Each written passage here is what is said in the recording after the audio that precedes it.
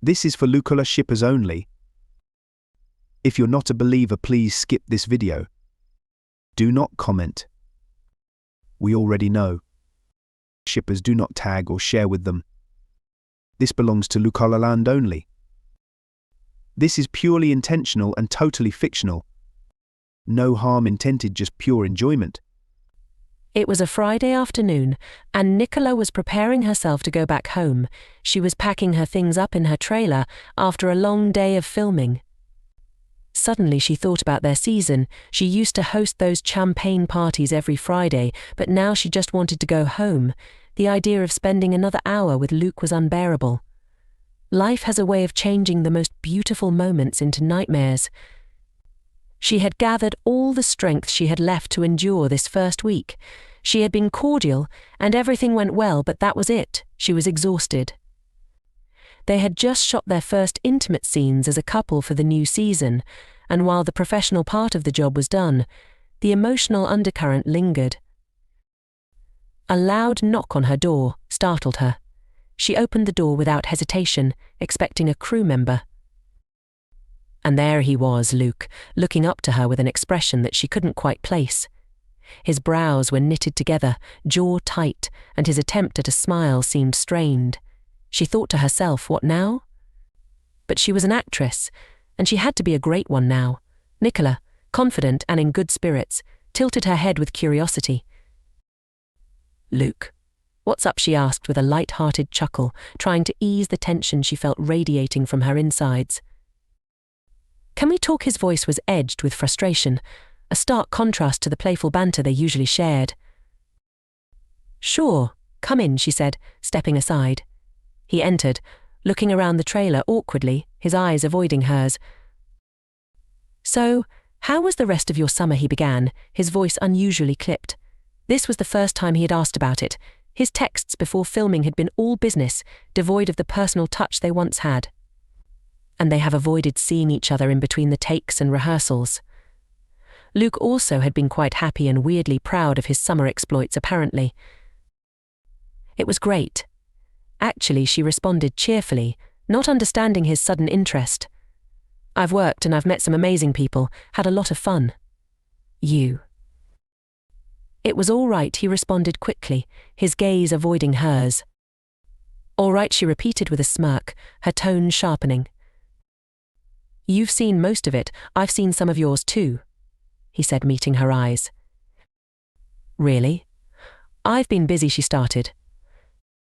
Nick, he blurted softly. She shuddered instantly when she heard him pronounce her name with an imploring voice. She looked at him right in the eyes. Are you happy? Seriously, did he really ask that? Knowing what he did, she was getting angry. Why was he bringing this up now? They should have moved past this. I am, she replied. Firmly. And I'm also really exhausted, she continued, hinting to him that he should take his leave. She was getting angrier, and it was starting to show. And she wouldn't give him the satisfaction to see that he was getting under her skin. He wasn't moving. He stayed there, looking directly at her. She moved towards the door with the intent to open it and make him go away. He stopped her, placing himself in between. She looked up, glaring at him with an evident ire. She was ready to burst into raging flames. He grabbed her hand and asked, And that guy? Are you dating him? She couldn't believe her ears. He was mad, surely. How did he found the courage to ask that? He may have lost his mind during his summertime. Those Italian sunrays are fierce. She yanked her hand, but he wouldn't let go. That is none of your business, she said calmly with intense fury in her voice. Her lovely blues eyes had darkened dangerously. Please answer me, he dared to beg. Luke. We have to continue to work together, and I would prefer if we could keep our private life separate from one another. She was talking as calmly as possible, but her voice was trembling. Do you love him? He insisted with jealousy in his voice. Luke, we've been through this. I don't want to do this again. You've made your choice, I've made mine. Let's keep it strictly professional. I can't, he almost screamed. What? She replied, dumbfounded. What do you mean? I must know if you're with him. I can't take this anymore. She was incredulous. She decided to go for the door once again. He stopped her once again, kneeling in front of her. Nix. I'm sorry I should have broken up with her and never invited her to the premiere. I wanted that day to be ours and I ruined everything. I couldn't break up with her because I was afraid. Everything was going so fast. And I've already made a commitment to her because I thought that we would never get there. And I couldn't handle it. I'm so sorry, I know it's late, but I wanted to say that I'm extremely sorry. Nicola was totally at a loss for words, moved by the sincerity in his voice. Thank you for saying that. It's very nice of you. Are you dating him? He asked again, cutting her speech. Why would you need that information? I want to know if you're single because I want to date you. I broke up with her. I'm tired of this Ross and Rachel bullshit. I was miserable. I missed you so much all summer. I thought that I was going crazy. My world was upside down. It turned darker every day. Everything seemed boring and irrelevant when I was not with you. Everything was tasteless and useless. You make my life so much better. Nicola was stunned.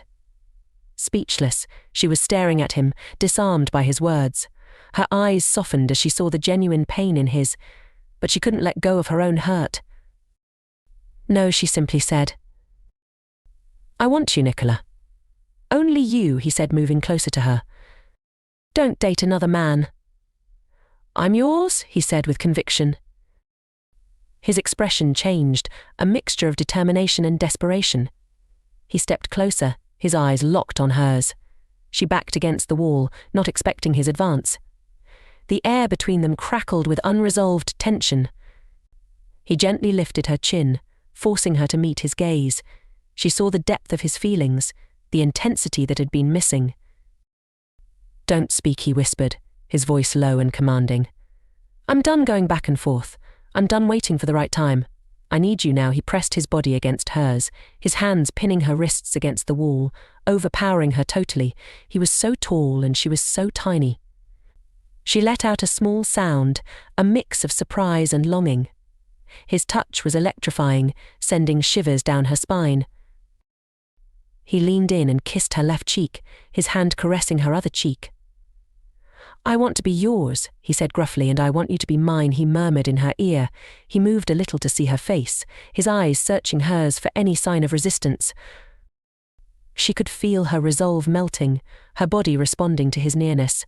Please, she whispered, her voice barely audible, filled with need. He leaned even more, wanting to capture her lips with his. She parted hers delicately. The kiss started slowly, but it quickly became voracious. She responded eagerly, deepening the kiss, her hand roaming through his curly, thick hair. His moan vibrated against her lips, and he pulled her closer, his hands wandering about freely on her body, his hand grabbing her breasts, his lips kissing her everywhere with voracity. He was hungry of her. They moved to the sofa, still lost in each other. Nicola put her hands on his bum. He growled with pleasure. She straddled him, their connection electric, both smiling despite the intensity. For a moment, everything else faded away, leaving only the two of them, rewriting their story one kiss at a time.